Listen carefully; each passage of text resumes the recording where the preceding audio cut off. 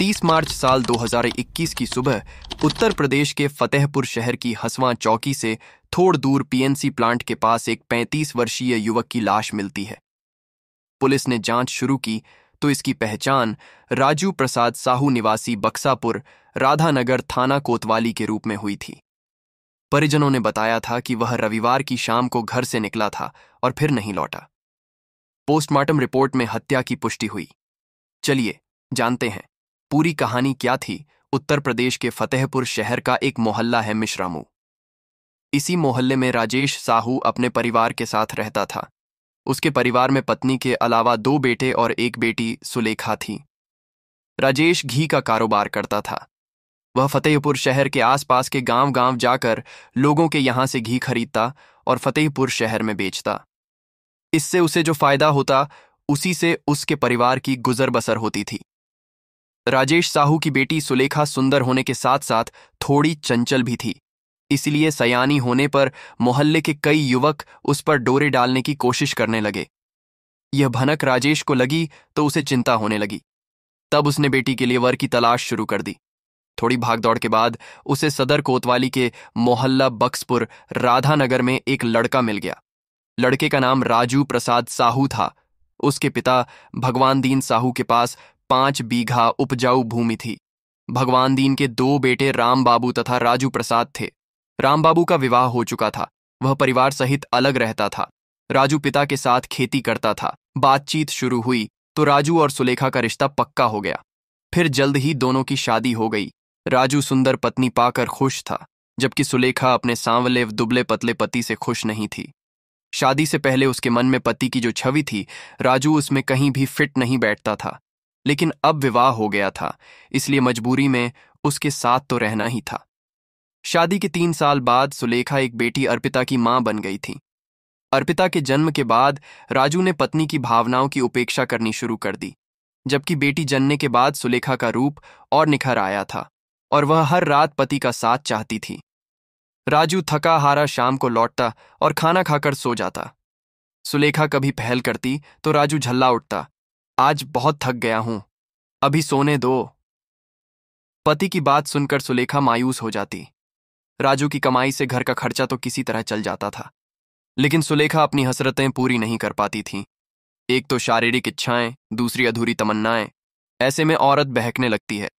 सुलेखा भी बहकने लगी थी। उसने पति को दिल से निकाल दिया था और तमन्नाएं पूरी करने के लिए किसी नए मीत की तलाश में जुट गई थी। इन्हीं दिनों राजू प्रसाद साहू के घर रामराज का आना जाना शुरू हुआ। रामराज बांदा जिले के करौली गांव का रहने वाला था। रिश्ते में रामराज राजू का मौसेरा भाई था। रामराज साहू ट्रक ड्राइवर था। वह खूब पैसा कमाता था। वह स्वयं तो पीता ही था, उसने राजू को भी शराबी बना दिया था। सुलेखा की सुंदरता और चंचलता की वजह से रामराज का दिल उस पर आ गया था। वह जब भी सुलेखा के घर आता, मौका मिलने पर उससे हंसी मजाक करने से नहीं चूकता। सुलेखा भी उससे खुलकर हंसी मजाक करती थी। वह भी उसे मन ही मन चाहने लगी थी और अपनी तमन्नाएं पूरी करने को चाहती थी। रामराज गबरू जवान था। एक दिन रामराज आया तो राजू प्रसाद घर में नहीं था। सुलेखा को अकेली पाकर उसके दिल की धड़कनें बढ़ गईं। वैसा ही कुछ हाल सुलेखा का भी था। उसने ठहलाते हुए कहा, आओ देवर जी, कैसे आना हुआ? भाभी, ट्रक लेकर प्रयागराज जा रहा था। फतेहपुर के ढाबे पर रुका तो अचानक तुम्हारी याद आई तो मन मचल उठा। मैंने पहले तो मन को मनाने की कोशिश की। जब मन नहीं माना तो यह सोचकर चला आया कि चलकर प्यारी भाभी के दीदार कर लूं। कभी कभी सोचता हूं कि इतनी सुंदर भाभी काले कलूटे राजू भैया के पल्ले कैसे पड़ गई। अपना अपना नसीब है देवर जी, मेरी तकदीर में यही लिखा था। सुलेखा ने लंबी सांस लेकर कहा। सुलेखा के इस जवाब से रामराज को लगा कि उसका तीर सही निशाने पर लगा है। वह उसके एकदम करीब आकर बोला, नसीब अपने हाथ में होता है भाभी, मैं आपसे प्यार करता हूं। मैं कोई पराया तो हूं नहीं। वैसे भी मैं न जाने कब से तुम्हारी खूबसूरती का दीवाना हूं। देवर जी, यह दीवानापन छोड़ो और अब चुपचाप चले जाओ। कहीं वह आ गए तो पता नहीं क्या सोचेंगे। सुलेखा ने उसकी आंखों में झांकते हुए कहा। रामराज ने उसे बाहों में भरकर कहा, भाभी, मैं चला तो जाऊंगा पर खाली हाथ नहीं जाऊंगा। आज तो तुम्हारा प्यार लेकर ही जाऊंगा। सुलेखा को बाहों में भरते ही उसने उसके साथ छेड़छाड़ शुरू कर दी थी। सुलेखा ने उसकी इस हरकत का कोई विरोध नहीं किया। इसकी वजह यह थी कि वह भी यही चाहती थी।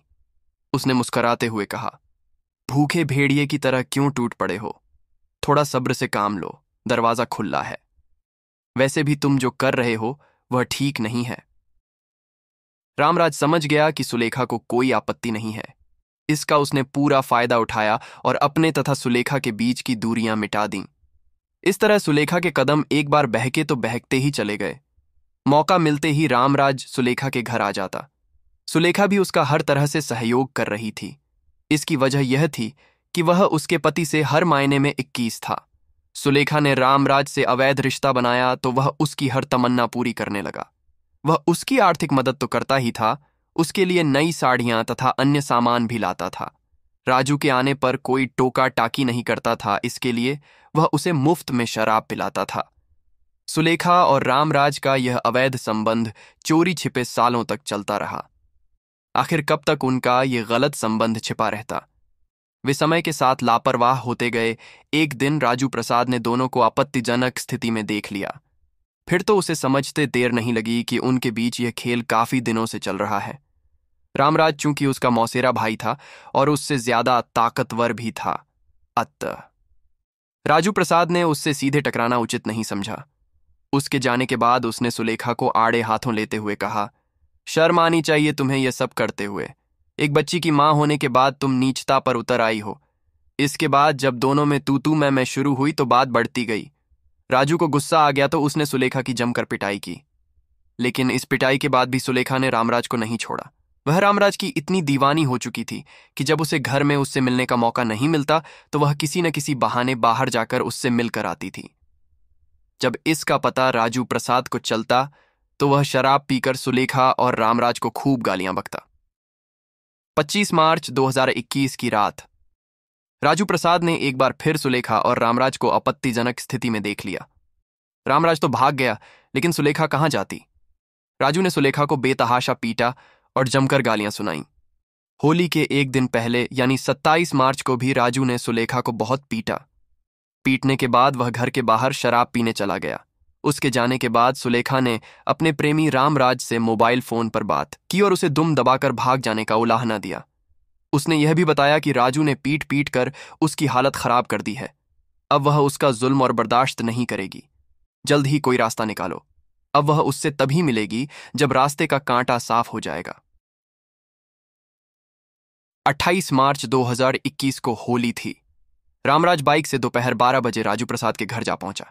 उसके मन में तो नफरत थी, लेकिन उसने दिखावे के तौर पर राजू के पैर छुए और बोला, भैया आज होली है, गले मिलने आया हूं, अपनी गलतियों की माफी भी मांग रहा हूं, हो सके तो मुझे माफ कर दो। राजू प्रसाद ने एक नजर रामराज के चेहरे पर डाली और फिर उसे गले लगा लिया। इसके बाद दोनों बातचीत करने लगे। बातचीत में उलझाकर रामराज ने उसे शराब पीने के लिए राजी कर लिया। इस बीच रामराज ने सुलेखा को इस बात की जानकारी दे दी कि आज वह चुभने वाला कांटा निकाल फेंकेगा। इसके बाद रामराज ने राजू को अपनी बाइक पर बिठाया और निकल गया। दूसरे दिन सुलेखा रोते हुए जेठ रामबाबू के घर पहुंची और उसे बताया कि राजू कल दोपहर से घर से गायब हैं, पता नहीं कहां चले गए। रात भर वह उनके लौटने का इंतजार करती रही। उनका पता लगाओ, उसका जी घबरा रहा है। रामबाबू ने सुलेखा को शक की नजर से देखा, लेकिन उसने आश्वासन दिया कि वह राजू को ढूंढेगा। इसके बाद रामबाबू ने राजू प्रसाद की खोज शराब के ठेकों, बस अड्डे और टेम्पो स्टैंड पर की, पर उसका कुछ पता नहीं चला। नातेदारों के यहां भी वह नहीं गया था। 30 मार्च की सुबह 10 बजे रामबाबू को पता चला कि थरियाम्व थाने के हंसवा गांव के पास स्थित पीएनसी प्लांट के पीछे झाड़ियों में किसी युवक की लाश पड़ी है। ये पता चलते ही रामबाबू वहां पहुंचा। उसने लाश देखी तो वह फफक पड़ा। उस समय मौके पर थरियाम्व थाना प्रभारी Nandlal, SP Satpal, additional SP Rajesh Kumar तथा डीएसपी अनिल कुमार मौजूद थे। पुलिस अधिकारी घटनास्थल का बारीकी से निरीक्षण कर रहे थे। रामबाबू ने सुबकते हुए बताया कि लाश उसके छोटे भाई राजू प्रसाद साहू की है। वह होली वाले दिन से गायब था। शव की शिनाख्त होने के बाद पुलिस ने शव को पोस्टमार्टम हेतु फतेहपुर भिजवा दिया। इसके बाद एसपी सतपाल ने हत्या का पर्दाफाश करने तथा कातिलों को पकड़ने की जिम्मेदारी एएसपी राजेश कुमार को सौंपी। उन्होंने तब पुलिस टीम का गठन किया। इस टीम में इंस्पेक्टर नंदलाल, एएसआई उपदेश कुमार, ललित कुमार, महिला सिपाही प्रियंका, सरोज तथा सर्विलांस प्रभारी सुनील कुमार को शामिल किया गया। पुलिस टीम ने मृतक के भाई राम बाबू से पूछताछ की तो उसने बताया कि उसके भाई राजू प्रसाद की हत्या उसके मौसेरे भाई रामराज ने की है। वह बांदा जनपद के मरका थाने के क्रौली गांव का रहने वाला है। हत्या में मृतक के भाई की पत्नी सुलेखा का भी हाथ है। रामराज और सुलेखा के बीच नाजायज रिश्ता बन गया था। इस रिश्ते का विरोध राजू करता था। यह जानकारी मिलते ही पुलिस टीम ने रामराज के मोबाइल फोन को सर्विलांस पर लगा दिया, जिससे उसकी लोकेशन मलाका कस्बे की मिली। जांच से पता चला कि मलाका में रामराज का दोस्त नीरज पासवान रहता है। लोकेशन मिलते ही पुलिस टीम ने 2 अप्रैल 2021 की सुबह करीब 5 बजे नीरज पासवान के घर छापा मारा और रामराज तथा नीरज को गिरफ्तार कर लिया। इसके बाद टीम ने सुबह 10 बजे सुलेखा को भी उसके घर से गिरफ्तार कर लिया। तीनों को थाना थरियाम लाया गया। पूछताछ में तीनों ने राजू की हत्या का जुर्म कबूल किया। यही नहीं, रामराज ने हत्या में प्रयुक्त मोटरसाइकिल तथा खून से सना पत्थर भी बरामद करा दिया। रामराज ने पुलिस को बताया कि उसके और सुलेखा के बीच नाजायज रिश्ता था, जिसका विरोध राजू प्रसाद करता था और सुलेखा को मारता पीटता था। होली के एक दिन पहले भी राजू प्रसाद ने सुलेखा को जमकर पीटा था, जिसकी शिकायत उसने मोबाइल फोन पर की थी और बाधक बन रहे पति को मिटाने की बात कही थी। इसी के बाद उसने राजू प्रसाद की हत्या की योजना बनाई और अपनी योजना में दोस्त नीरज पासवान को भी शामिल कर लिया। नीरज फतेहपुर जनपद के गाजीपुर थाने के मलाका का रहने वाला था। योजना के तहत वह होली वाले दिन बाइक से राजू प्रसाद के घर पहुंचा और उसे शराब पिलाने का लालच देकर अपने दोस्त नीरज पासवान के घर मलाका लाया। यहां पर उन्होंने शराब पी और खाना खाया। मलाका में शराब पीने के बाद वह, नीरज और राजू प्रसाद मोटरसाइकिल से घूमने निकले। वह बाइक से हुसैनगंज, छिविल्हा, हथगाम होते हुए पीएनसी प्लांट पहुंचे। प्लांट के पीछे बैठकर उसने राजू प्रसाद को फिर शराब पिलाई। इसके बाद राजू प्रसाद जब नशे में अर्ध बेहोश हो गया तो उसने नीरज की मदद से पत्थर से सिर कूंचकर राजू प्रसाद की हत्या कर दी और वापस मलाका आ गए, जहां से पुलिस ने उन दोनों को गिरफ्तार कर लिया। प्रभारी नंदलाल ने बयान दर्ज करने के बाद मृतक के भाई राम बाबू की तहरीर पर भादंवी की धारा 302, 201 के तहत सुलेखा, रामराज व नीरज के खिलाफ रिपोर्ट दर्ज कर ली तथा उन्हें गिरफ्तार कर लिया। 3 अप्रैल 2021 को थाना थरियाम पुलिस ने अभियुक्त रामराज, नीरज और सुलेखा को फतेहपुर की कोर्ट में पेश किया, जहां से उन तीनों को जिला जेल भेज दिया गया। दोस्तों, हमारे वीडियो कैसी लगी कमेंट बॉक्स बताओ दोस्तों। ऐसे क्राइम स्टोरी देखने के लिए हमारे चैनल को लाइक और सब्सक्राइब करें। जय हिंद।